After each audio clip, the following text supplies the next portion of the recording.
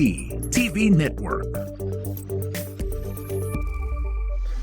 It's interesting to hear you talk about the industry, how you deal with it, because from my perspective, we deal with the same thing as far as black and white. Yeah. And I don't like to make issues about black and white. Like, Yeah. I hate to deal with it. But you have to deal with it. It's a thing. Yeah. It really is. Let's talk about Black Panther. You being a stunt woman for Black Panther, you said they had to cut your hair. Yep. Like, did you have to go bald like me? And how long did it take for your hair to grow back?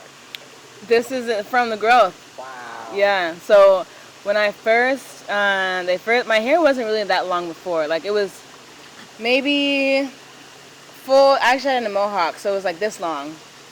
But I always had it like either straightened down or it was like really curly, so I just kept it like fro. And then the sides were a little shorter.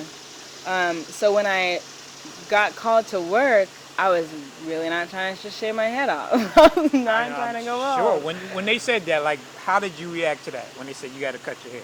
I didn't want to do it. They contacted me about it, and they were like, okay, so working for Black Panther, you're gonna have to shave your head, blah blah. And then so they said it really fast. And then they were like, and also, you're going to be working on it for this thing, blah, blah, blah. Let me add on some extra stuff on there so you don't hear that you're going to have to shave your head bald. So, and then I was like, do we have to shave our heads, or is there a possibility of wearing like a ball cap or whatever? That's what I thought it would have been, ball cap. Yeah. So they were like, authentic. They wanted authentic. So, yeah, and at first I said no. I said I didn't want to do it. So I sent an email back saying, like, thank you for the opportunity, but, like, I don't want to. But, and then I called my mom about it, and she was like, okay, like, hair will go back, it's fine, all this stuff. But did you imagine the movie would do what it did? I don't think so. I don't. I feel like shaving your head bald is, like, you're fully committing to this presentation of, like, you're going from, like, the complete just purest of like your beauty in your face, so I think that's like once I got to that point of realizing that, okay, so it's not just for a movie, it's for like a movement, it's for something more, then I was like, okay, then it'll be okay. But I did not want to shave my head off. Tell us about the experience from start to finish. Like, how long did it take? How many days did you have to film? What type of preparation did you have to do to be prepared for everything? Yeah, I was out there for 3.5 weeks for the reshoots. When so there was out there, where's out there? Well, out here, I guess. Oh, okay. Oh, but you were in Atlanta. Yeah. Okay. This was when I was still living in California, in Los Angeles. Oh, so you had to. So they flew. Yeah. So they flew. Everyone that was an out of state. They flew us all out here. They put us up in a hotel, so we were staying in the hotel for the time that we were here. Obviously, pre-corona. Right. So you had a chance to get out and have some fun. Exactly. Right. Yeah. Right. Yeah. So they flew us out here. We're in the hotels, and then the first like week and a half was just like prep for the fight. So we were learning like loops of the fight, which are like just maybe 5 beats of choreography with the bow staff, and learning like how to do different strikes and how to move and all this stuff. And then after that, we moved into like learning it with a partner. So the first of it was just kind of learning like, okay, you do this strike here, and then you move around, and then you learned it with a partner. And once we got into learning those movements, then you start adding in, the intensity, making it look like you're fighting and giving your full power. So that was like the first week and a half, 2 weeks of like us being there. And then we had like a week after that to actually just like to film. So some people were on set that were on the reshoots were on set for maybe 4 of the days, 5 of the days. Some people left a little sooner than that. And then some people stayed like maybe a week or so after that. Gotcha. So has Black Panther been the biggest thing that you've worked on thus far? Movie-wise, I guess. Movie-wise, yeah. Movie-wise, definitely. And then I think, but I also feel like just being on Watchmen has presented itself of more like impact right now for me, and I think it's just because of the story that it tells. It's a very like intense, like very in-your-face story, and I think that because of that, the writing is amazing, and just like the intensity of everything was what made it a little more meaningful. Black women versus white women in the stunt community. How many more white women are in this industry than black? I mean, there's a lot. Yeah, like I wish I could give a specific number, but like if you're looking at like a group of white women, there are a lot of white women in the industry right now. You know, and then there's the like top tier that are working more consistently, working on bigger films and working on bigger TV shows. And then when you look into the aspect of like having the percentage of that being black women, it's very small. But also it's like not many people really have brought into that point unless you have seen it, you know? So it's like all these networks now are realizing like, oh, there are a lot of, like, there's a good amount of black women out there, but they're a little older now because it's taken them a while to be seen in that light, you know? So Do you see a new movement towards black film, especially post Ahmaud Arbery, yes, George Floyd, Breonna Taylor? Yeah. Why do you think that is? I think it's just because it's time for people to see that there are a lot of injustices. Because, you know, it's like during this time, I had a lot of people that reached out to me and were like, hey, how are you doing? You know, this is a really tough time for you and all this stuff. And I think I am very thankful that they did, and, you know, just checking on me and making sure that I'm good. But it's also realizing that this stuff has been going on for a long time. Like, it's been going on for all my life, you know? And so, like, it's different when you're, you know, going through certain experiences and it's like no one says anything to you about it, but, like, your counterparts, you know, or the people that that you're around, like, they understand it. In this game, it's been racial from day one. I don't care how people want to spew it, it has been that. Yeah. I can only imagine as a stunt double working with an A-list actress, there has to be some intimidation when you don't come from the world of entertainment. Right. You know, when you're a gymnast and aspiring to do that, and then all of a sudden you're sitting in a room with Regina King or Angela Bassett, and you're doubling for these people. Right. But at one time you were a fan just sitting there watching their movies. Like, how does that psyche? How does that work? It's insane. Like, insane. Like, 'cause I remember when I first worked with Regina, she played Huey in Boondocks, and so I was thinking, like, whenever I saw the cartoons, and, you know, I was watching it, and it was like, well, you hear her voice, but you don't see what she looks like, you know, and then just seeing what she looked like. And then, like, in all the movies that I've seen, you know, Friday, where she just plays, like, the roles where it's like she's not the main character, but she had, like, her roles are powerful. Yeah, and so it's like, wow. Tell us what it was like working with Angela Bassett. When you think about, like, presenting, like, a powerful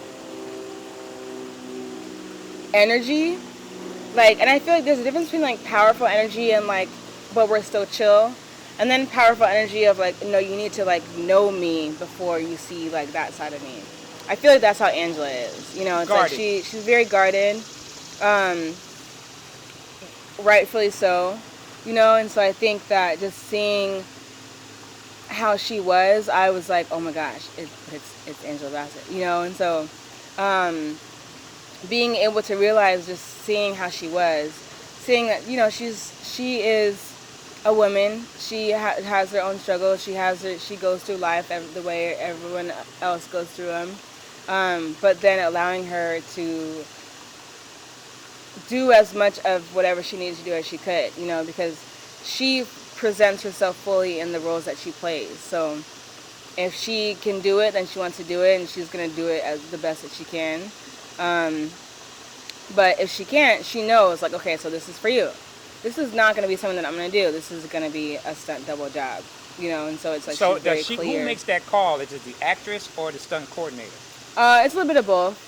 Yeah, because the stunt coordinator might say something like, we're going to have your stunt double do this, but then the actress might say, like, well, I feel comfortable doing it, or like, can I try it? You know, a lot of times it's like the actress will want to try it out, and they might realize that maybe this might not be something that I want to do, or if they just do it maybe 2 times and then that's it, you know. So it definitely is a conversation between the actor, the actress, the coordinator, and then also the director, because the director might see a shot happening where they don't need the actress to do it, you know. If it's like, if they're getting hit over and over in time, but it's like from behind their head, they don't need the actress to keep going like that over and over again, because they're going to, you know, mess up their neck.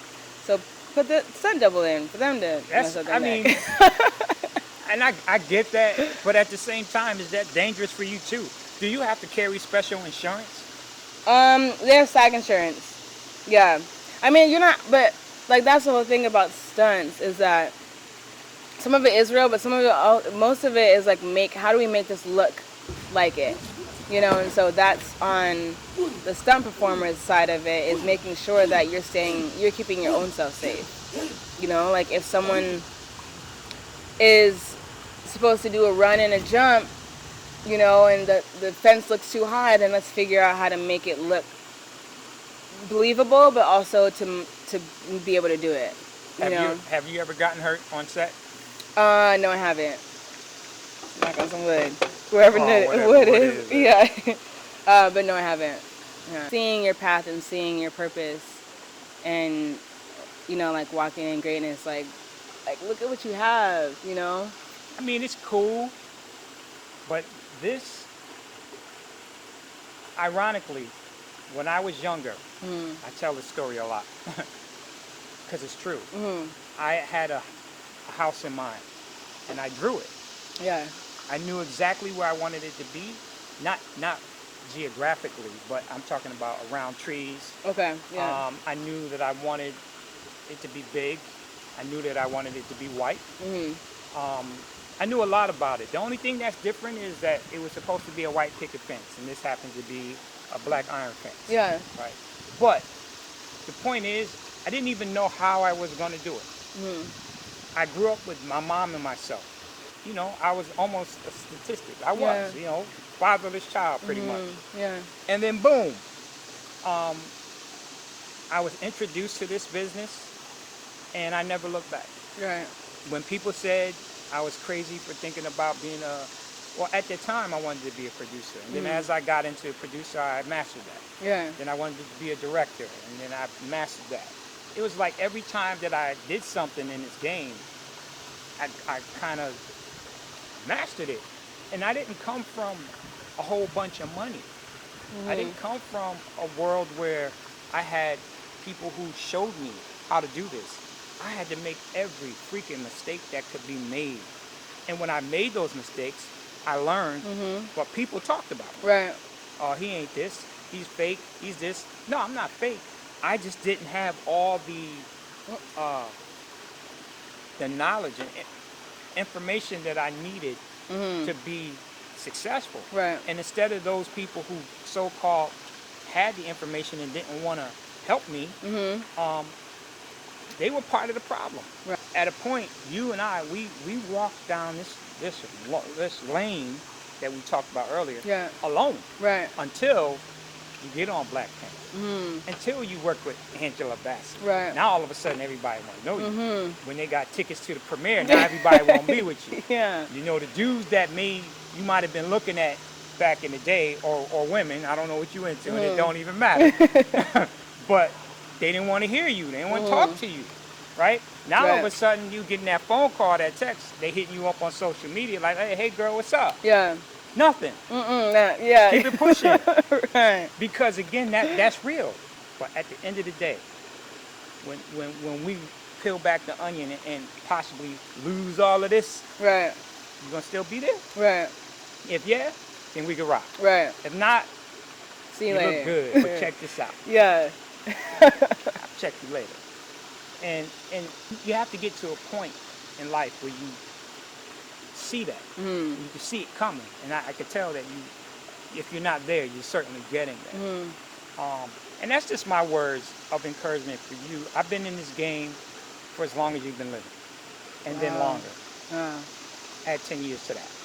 I Wow. don't want to tell you your age, but that's how long I've been in this. That is insane. Yeah.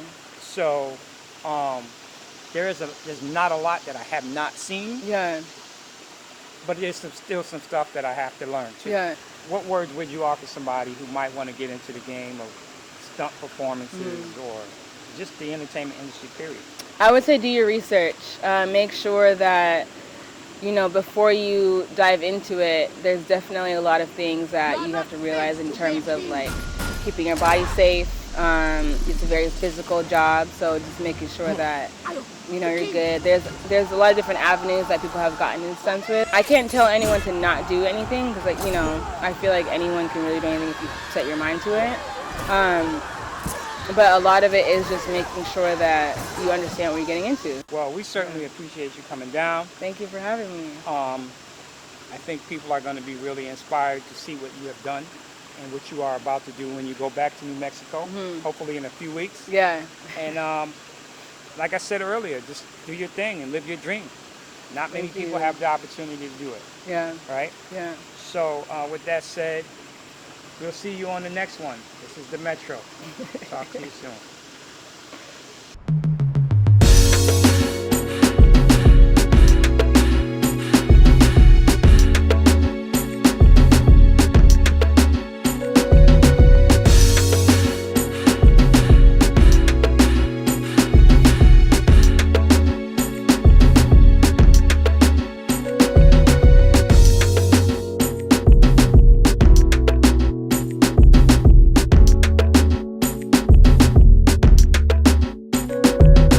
You're watching the MVP TV network.